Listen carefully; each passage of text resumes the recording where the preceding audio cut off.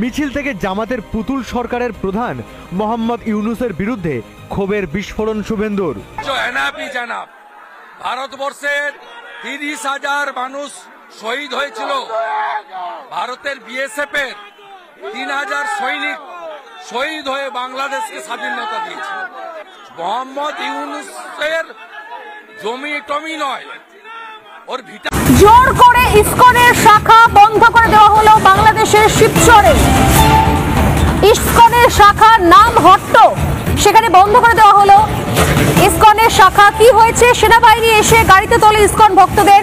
আজ হঠাৎ সেনাবাহিনীর তরফ থেকে বিশাল গাড়ি আসে, প্রচুর সেনা নামে সেখানে ইসকনের, এবং সেখানে প্রত্যেক ভক্তকে জোর করে বলপূর্বক গাড়িতে তোলা হয়। ইসকনের প্রতিষ্ঠাতার ছবি নামিয়ে দেওয়া হয়, খুলে নেওয়া হয় বোর্ড, দরজায় তালা লাগিয়ে দেওয়া হয়, সবাইকে বার করে নিয়ে। কি ভয়ঙ্কর খবর! এই বলছিলাম যে শুরু হয়ে গিয়েছে। আমি কিছুক্ষণ আগে বলছিলাম যে এর নেপথ্যে শুধুমাত্র একটা বাংলাদেশের যে ছবি দেখছি আমরা, ঘটনা দেখছি, শুধু টার্গেট মশাল নিয়ে জড়ো হয় শত শত আন্দোলনকারী। ঢাকা বিশ্ববিদ্যালয়ের টিএসসি থেকে শুরু হয়ে ভিসি চত্বর, মল চত্বর হয়ে মূল ক্যাম্পাস অতিক্রম করে মিছিলটি শাহবাগে যায়। এরপর রাজু ভাস্কর্যের পাদদেশে এসে শেষ হয় মিছিল। এ সময় সংক্ষিপ্ত বক্তব্যে বিক্ষোভকারীরা ইসকন নিষিদ্ধের দাবি জানান। তারা বলেন, অনতিবিলম্বে আদালতে আইনজীবী সাইফুল ইসলাম আলিফ হত্যার বিচার নিশ্চিত করতে হবে। এরপর Dhaka university students association of Lohagara, Satkania, ডুসালসের আয়োজনে গায়েবানা জানাজা অনুষ্ঠিত হয় টিএসসি এলাকায়। জানাজা শেষে ঢাবি শিক্ষার্থীরা ইসকন নিষিদ্ধের একই দাবি তুলে 4 দফা পেশ করেন। সাম্প্রদায়িক সহিংসতা এবং দাঙ্গা থেকে বাংলাদেশের জনগণকে মুক্ত করার জন্য অন্তর্বর্তীকালীন সরকারকে গুরুত্বপূর্ণ ভূমিকা রাখার জন্য সুনির্বন্ধ আহ্বান জানাই। এখানে যদি ইসকনের সংশ্লিষ্টতা থাকে তাহলে অবশ্যই 24 ঘন্টার মধ্যে ইসকনকে নিষিদ্ধ করতে হবে। এখানে যে সংগঠনগুলো বা যে মানুষগুলো একত্রিত হয়েছি, আমি বলতে চাই যে আগামীকালকে সম্প্রীতির বাংলাদেশ কর্মসূচি ঘোষণা করা হলো। জোর করে ইসকনের শাখা বন্ধ করে দেওয়া হলো বাংলাদেশের শিবচরে।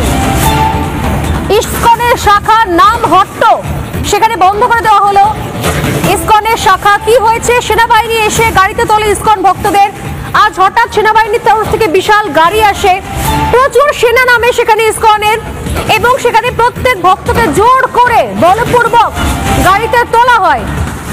ইসকনের প্রতিষ্ঠাতার ছবি নামিয়ে দেওয়া হয়, খুলে নেওয়া হয় বোর্ড, দরজায় তালা লাগিয়ে দেওয়া হয়, সবাইকে বার করে নিয়ে। কি ভয়ঙ্কর খবর! এই বলছিলাম যে শুরু হয়ে গিয়েছে।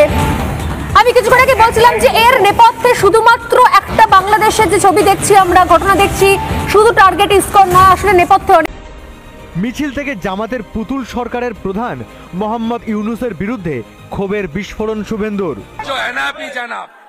ভারতবর্ষের 30,000 মানুষ শহীদ হয়েছিল, ভারতের বিএসএফ এর 3,000 সৈনিক শহীদ হয়ে বাংলাদেশকে স্বাধীনতা দিয়েছে।